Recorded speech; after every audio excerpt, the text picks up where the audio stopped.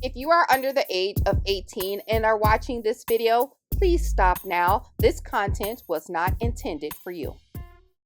Hey everybody, it's Tamika and I am here with a design team project for Alina Cuddle. I will have all the items down below in the description box if you want to purchase the items that I used in the project here today.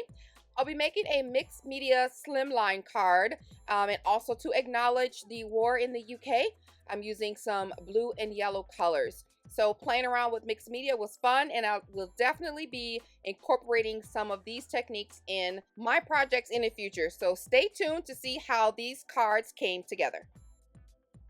So I'm using this brick distress stamp, really cute. It's like 4x6. Also a star stencil, two slimline dies. One is a scallop and one is a plain. The piece die, this pretty washi tape. I have a haul on these items, so I'll have that link down below as well. I'm starting out with a little mat because I'm gonna get a little messy. I'm using some paper here, some glossy paper, and I'm adding some Nuvo shimmer sprays. This is in yellow, and I have a blue one that I'm doing as well.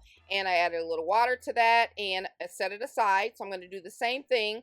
Wet it first, add some of the blue, and I just use my finger to swirl that color in there. I didn't want it to be too perfect, just, you know, on there and really saturated. So I keep my set of handy wipes, obviously, for this reason. And then I'm going to put them both together. The yellow kind of slid onto the blue, or the blue slid onto the yellow. I don't know. But I'm just going to dry it. I'm not going to use the whole thing anyway, but I'm going to dry it with my heat tool and use that to die cut the items that I'm going to use for my card. So it takes a little bit to dry, but I love the results, and I make sure that I flip it over so it doesn't warp too much. Flip it over on the back and spray as well. So after I clean up that mess, I'm going to go ahead and die cut out the stars in two different shapes. I'm going to use large and small, and also a tiny punch as well, and that's how they came out. I'm also going to grab some white cardstock and some mirror cardstock from Cardstock Warehouse. That's that mirror cardstock. Die cut out the piece. I'm using the Alina dye ink pad in black, and I'm just going to use my hand purposefully to place what I want on my card where I want it. Just little corners. I don't want a whole stamp, just little bits and pieces. And I'm wiping off my stamp so I can use it for another color if I need to in the future. And I just pulled this little stamp from my collection. It's like a little flower vine, and I just randomly apply that on there as well, making sure to clean up my mess so that none of that stuff gets transferred onto the card. I'm using some Tim Holtz Distress texture paste along with the stencil, the star stencil, and I'm moving it over to the left hand side of the card because that's the side of the card that I really want to apply the texture to. And I just grabbed a little piece of chipboard that I had because I don't have a scraper tool. Whatever works. I just grabbed a heavy piece of chipboard. It works. It worked. I'm cool with it. Doesn't have to be a special tool. Wipe off your stencil when you get done, because when that stuff dries hard, it is hard to get it off. Use my heat tool, and look how cute those stars are. They add the perfect amount of texture.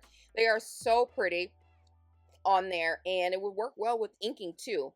So speaking of ink, I'm going to do my, I love these little ink drops, honey. I love putting little ink stuff on my projects. Got a little black ink over there.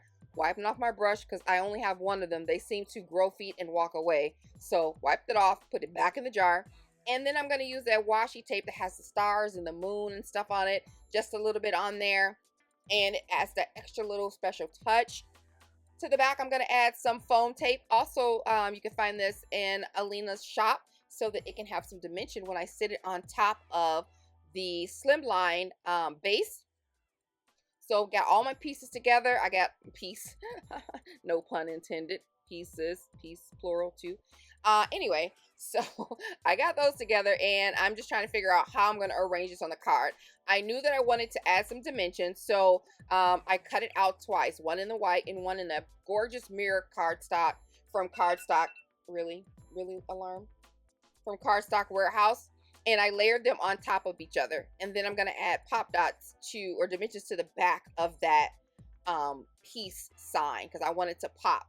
And then also I added some of those to the stars as well. Not all of them, just the really tiny ones that I use that yellow punch on, so that they can pop outside. And then, you know, some flat, some tucked, some dimensioned. So I kind of like how that looked. And I hadn't decided on where exactly I wanted the piece to go yet. So it's not set in stone, but I know that I kind of wanted them to be offset and a little layered.